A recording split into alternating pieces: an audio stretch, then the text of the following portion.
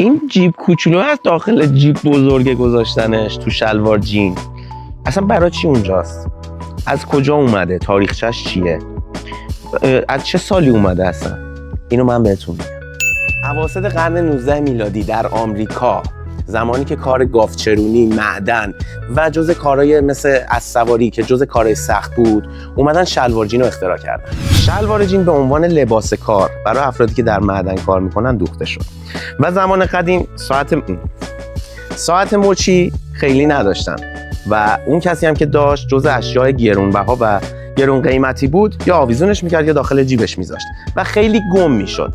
به خاطر همین یه شرکتی تصمیم گرفت که یه جیب کوچولو توی جیب بزرگه تعبیه کنه و خیلی جواب داد و ساعت‌ها از اون روز به بعد به جای اینکه بهش میگن ساعت آویزی، بهش میگن ساعت جیبی. صنعت نساجی ریزه‌کاری خیلی داره.